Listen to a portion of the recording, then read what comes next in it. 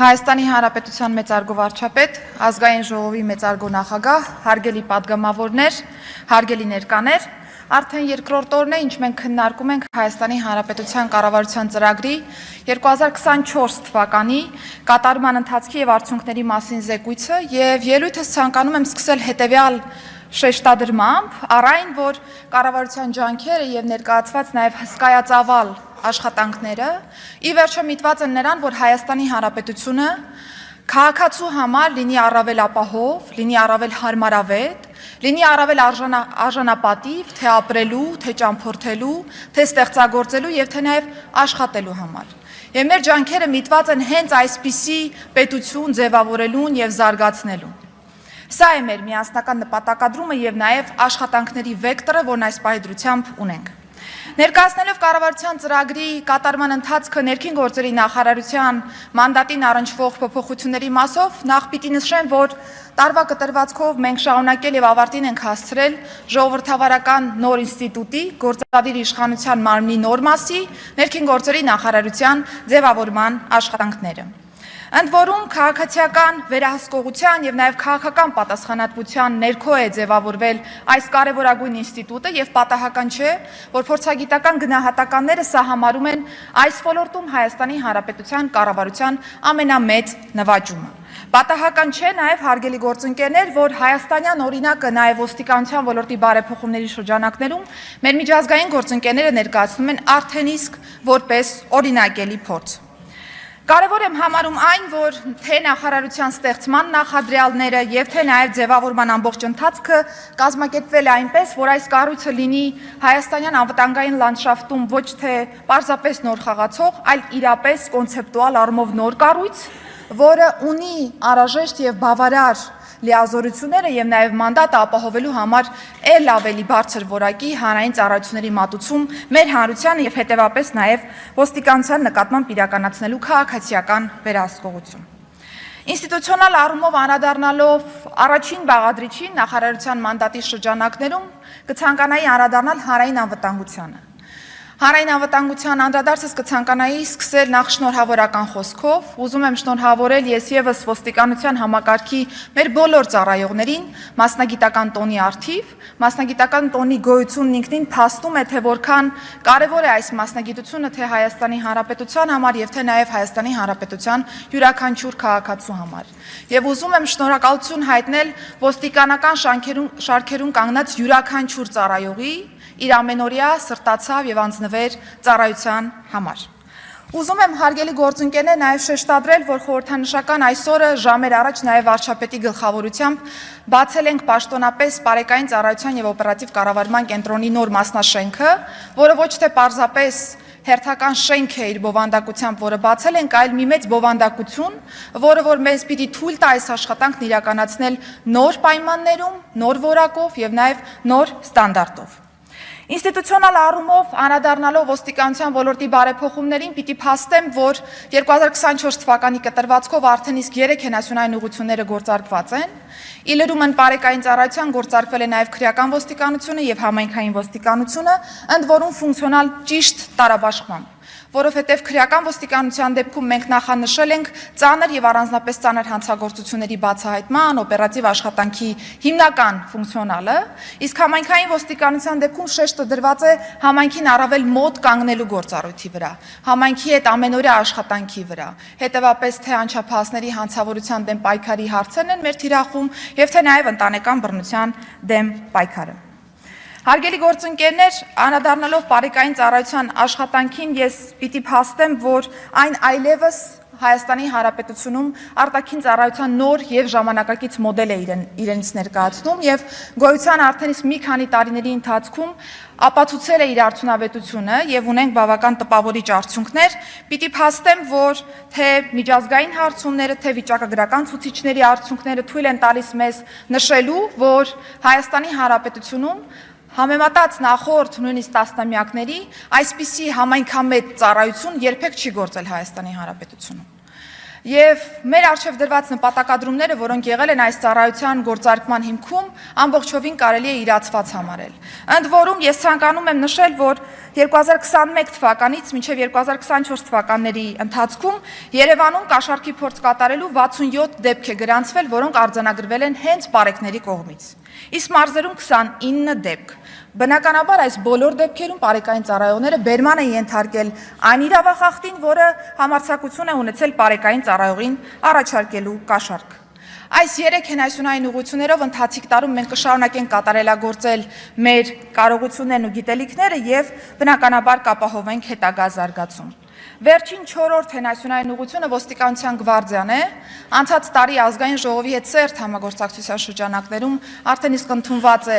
օրենսդրությունը այս առումով, առաջին անգամ Հայաստանի Հանրապետությունում կներդրվի ուժային միջոցների գործադրման ստանդարտ, ընդ որում գործընկերներ, երբ որ մենք խոսում ենք ոստիկանության համակարգի մասին, որտեղ տասնյակ հազարավոր աշխատակիցների մասին ենք խոսում, շատ դժվար է ստանդարտը իմպլեմենտացնել այնպես, որ միասնական կիրառություն ունենա, բայց մենք ունենք այդ հանձնառությունը, այս ստանդարտը ի վերջո ներդնելու Հայաստանի Հանրապետությունում եւ 2025 թվականի կտրվածքով ամբողջ ջանքերն ուղղելու ենք հենց այս նպատակի իրականացմանը։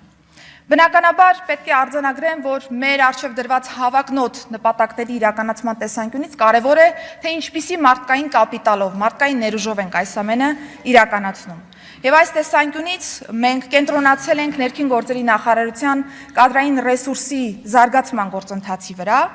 Ընթացիկ տարում ստեղծվել է արդեն իսկ ներքին գործերի նախարարության միասնական կրթահամալիրը եւ պիտի նշեմ, որ այն ունի օպտիմալ կառուցվածք, այն այլևս քաղաքացիական կառավարման է գործում ներքին գործերի նախարարության ենթակայությամբ եւ պետք է փաստել, որ ընթացս իրականացված բոլոր փոփոխությունները հետեւյալ ասպեկտով են դիտարկվում։ Մենք քննարկում ենք ոչ թե տարիների քանակը,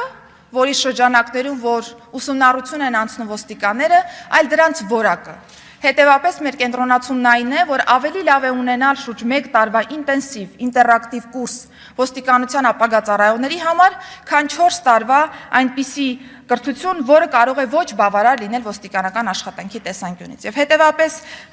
ընթացիկ տարում մենք որակի տեսանկյունից անելու ենք լուրջ ներդրումներ, որը կենթադրի թե ենթակառուցվածքային փոփոխություններ եւ թե նաեւ բովանդակային փոփոխություններ կրթության ոլորտում։ Կարևոր է նաև թե մենք ինչպես ենք հավաքագրում մեր կադրերին, որովհետև երբ որ մենք խոսում ենք կրթության մասին, կարևոր է կրթությունից մի քայլ հետ գնալ, այսինքն հասկանալ, թե ովքեր են այն անձինք, որոնք պիտի մասը կազմեն այս կրթությանը։ Եվ հետևաբար այս տարվա կտրվածքով արդեն իսկ հավաքագրման process-ը եւս լինելու է մեր թիրախում որպես առաջնային խնդիր։ Հմուտ կադրերին ծառայություն բերելը միայն բավարար չէ, սիրելի գործընկերներ, որովհետև կարևոր է նաև նրանց պահել համակարգում, կարևոր է նրանց համար արժանապատիվ կենսապայմաններ նաև ապահովել։ Եվ արժանապատիվ վարձատրության ապահովման համատեքստում 2024 թվականին շարունակվել է ոստիկանության ծառայողների ատեստացիան։ 24 թվականի կտրվածքով ատեստավորման համար դիմել են ոստիկանության 4063 ծառայողներ, որոնցից 1031-ը հաղթահարել են ատեստավորումը։ Այսօր համակարգում, օրինակ, քրեական ոստիկանը, եթե նախկինում ստանում էր շուրջ 285,000 դրամ դրամական բավարարում, այսօր այլևս այդ թիվը կրկնապատկվել է։ Բնականաբար շատ են հնչում այնպիսի մտահոգություններ, որ այ օրինակ ոստիկանությունն է այն համակարգը, որտեղ որ պիտի աշխատավարձային նմանատիպ քաղաքականություն լիներ եւ փոփոխվեին աշխատավարձերը, հարգելի գործընկերներ, վստահաբար այո, որովհետեւ Հայաստանի Հանրապետության քաղաքացու անվտանգությունն ապահովող իրավապահ կառույցի ներկայացուցիչը պիտի ունենա արժանապատիվ վարձատրություն։ Պետք է փաստեմ նաև, որ մենք կենտրոնացել ենք նաև կանանց ներգրավվածության բարձրացմանը ոստիկանության համակարգում, հաշվի առնելով այն դրական էմոցիաները, այն դրական փոփոխությունները, որոնք կարող են բերել սեռերի հավասար ներկայացվածությունը այս տեսանկյունից եւ արդեն ունեցել ենք 2 նպատակային ընդունելություն, արդեն իսկ ընթացս այս տարվա կտրվածքով եւս 1 ընդունելություն կհայտարարենք։ Գործընկերներ, չնայած այն հանգամանքին, որ այս բոլոր փոփոխությունները ըստ էության ավելի ռազմավարական են, հետևաբար երկարաժամկետ process-ում պիտի տան իրենց արդյունքները, բայց մենք արդեն իսկ հասցրել ենք շատ տպավորիչ արդյունքներ գրանցել առնվազն վիճակագրական տարբեր դասիչներում։ Ինձ համար մի քանի թիվ եմ առանձնացրել եւ վստահ դա եւս ազգային ժողովում ներկայացնելու ենթակա թվեր են։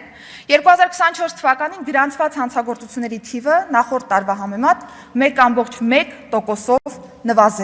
նվազում ենք ունեցել։ Սա թե կատարված փոփոխությունների եւ թե նաեւ մեթոդաբանական առումով մեր փոփոխությունների արդյունք է, եւ ես պիտի փաստեմ, որ օրինակ, երբ որ մենք փոխում ենք մեթոդները հատկապես թմրամիջոցների ապօրինի շրջանառության դեմ պայքարի տեսանկյունից եւ ավելի շատ կենտրոնացումը տանում ենք դեպի ներմուծումը, արտադրությունը, մենք կարողանում ենք մեծ խմբաքանակների բացահայտմամբ հետագայում կանխարգելել շատ ավելի փոքր խմբաքանակների հայտնվելը շրջանառության մեջ։ Եվ 2024 թվականին արգրավվել է արդեն իսկ 426 կիլոգրամ շուրջ թմրամիջոց, որը 2023 թվականի համեմատությամբ ավելին է 202 կիլոգրամով։ Մեր կատարած աշխատանքի արդյունքում պարեկային ծառայության շատ լայն ջանքերի արդյունքում ճանապարհատրանսպորտային պատահարները նվազել են։ Գործընկերներ եւ սա այն պայմաններում, երբ կրկնապատկվել են 2015 թվականի համադրությամբ տրանսպորտային միջոցների թիվը Հայաստանի Հանրապետությունում։ Մենք ունեցել ենք ճանապարհատրանսպորտային պատահարների թվի նվազում 299-ով, զոհերի թիվը նվազել է 45-ով, իսկ վիրավորներինը 421-ով։ Այս փոփոխությունների արդյունքները նաև արտահայտվում են մեր սոցիալական հարցումներում եւ այս մասին փաստում է ոչ թե ներքին գործերի նախարարությունը որպես պետական շահագրգիռ կառույց, այլ Հայաստանի Հանրապետության քաղաքացին մասնակցելով տարբեր սոցիալական հարցումների։ Դրանց արդյունքները մանրամասն նկարագրված են զեկույցում։ Հանրային անվտանգության մյուս բաղադրիչը բնականաբար ԱՂՏ-ի ռիսկի կառավարումն է եւ փրկարար ծառայության աշխատանքը։ Տարին մեզ համար բավական մարտահրավերային է եղել, հատկապես հաշվի առնելով Լոռու եւ Տավուշի մարզերում տեղի ունեցած իրադարձությունները ջրհեղեղի հետևանքով, բայց ես պիտի փաստեմ, որ կառավարության ջանքերով մենք կարողացել ենք արագ արձագանք ապահովել այս դեպքերում, Եվ նաև առաջին անգամ նմանատիպ լայնածավալ փոխհատուցում ենք ապահովել մեր քաղաքացիների համար։ Շուրջ 1.3 միլիարդ դրամ է հատկացվել ֆիզիկական անձանց եւ նաև իրավաբանական անձանց փոխհատուցման շրջանակներում։ Ընդ որում 2025 թվականին հատկապես իրավաբանական անձանց մասով կշարունակվեն փոխհատուցումների տրամադրումը։ Փրկարար ծառայության ատեստավորման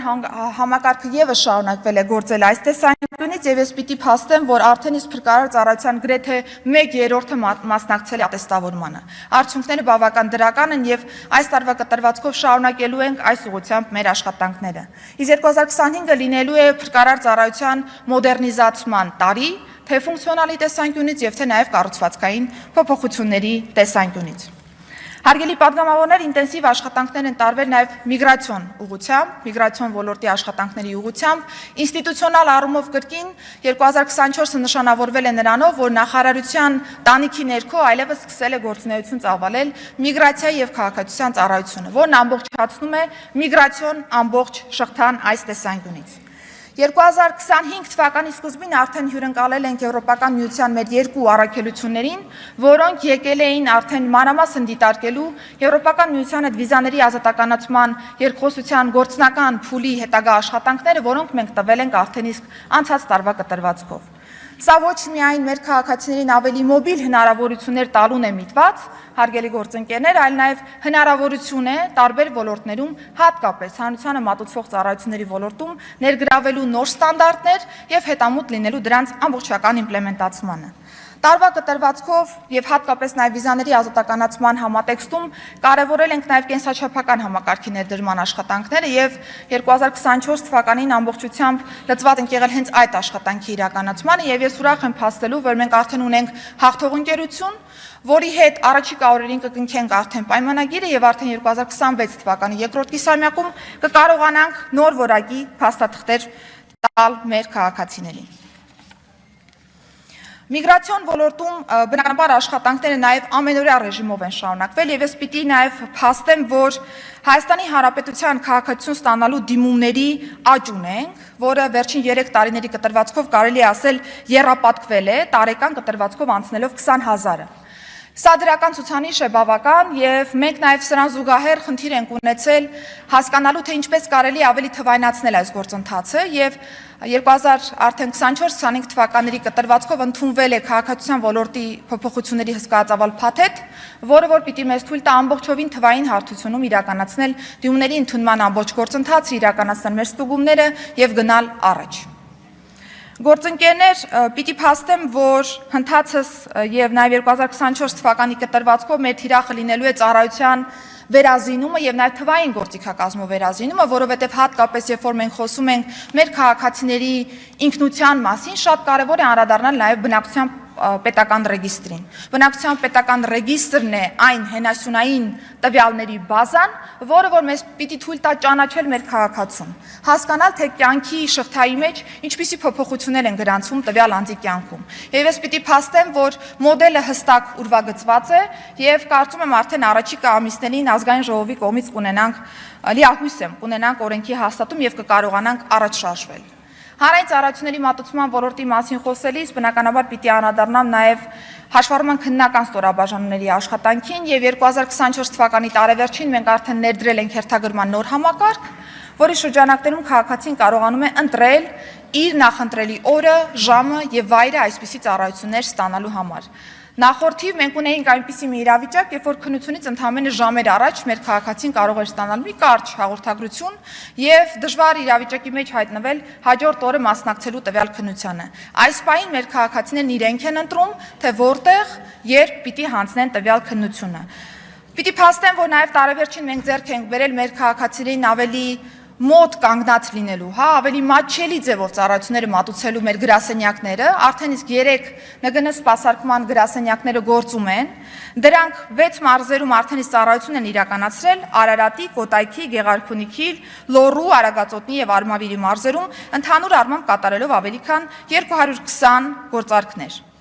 Բնականաբար այստեղ կարևոր է նաև հաղորդակցության ստանդարտը, որը որ մենք պիտի ունենանք մեր քաղաքացիների մատուցվող ծառայությունների տեսանկյունից եւ պետություն մասնավոր գործընկերության շրջանակներում այն բիոմետրիկ համակարգը, որը որ կներդնենք, սա նաև ցուցիչ է լինելու հանրային ծառայությունների մատուցման նոր ստանդարտի, որը որ մեր քաղաքացիների մոտ բնականաբար ակնհայտ տարբերություններ ցույց կտա ծառայությունների մատուցման տեսանկյունից։ Հարգելի գործընկերներ, ամփոփելով ելույթս ցանկանում եմ ընդգծել, որ սա կառավարության ներդրած ջանքերի հսկայածավալ աշխատանքի միայն երևացող կողմն է, որովհետև չերևացող հատվածում մեր ամենօրյա քննարկումներն են վարչապետի գլխավորությամբ, մեր ամենօրյա ուսումնասիրություններն են, մեր ամենօրյա քննարկումներն են նաև ազգային ժողովի գործընկերների հետ եւ նաև որոշումների կայացումն է, որը որ թույլ է տալիս մեզ նմանատիպ զեկույցով արդեն իսկ հանդես գալ ազգային ժողովի քննարկմանը։ Զուգահեռ փաստեմ, որ 2025 թվականը պիտի լինի այս արդյունքների կապիտալիզացման տարի, այս արդյունքների ամրապնդման տարի։ Բնականաբար խնդիրներ դեռևս ունենք եւ 2025 թվականի կտրվածքով շարունակելու ենք այս ուղղությամբ գործուն քայլեր ձեռնարկել նախարարության մանդատի ամբողջ ծավալով։ Այս տարվա կտրվածքով արդեն իսկ ունենք մի շարք պլանավորումներ, որոնք հասցրել ենք նաեւ կոմունիկացնել մեր գործընկերների հետ, բայց վստահ եմ, որ մեր ունեցած սերտ համագործակցությունը նաեւ ազգային ժողովի հետ հաշվի առնելով կկարողանանք ընթացիկ տարում եւս արձանագրել նմանատիպ տպավորիչ արդյունքներ։ Շնորհակալ եմ, սիրով պատրաստ եմ պատասխանելու բոլոր հարցերին։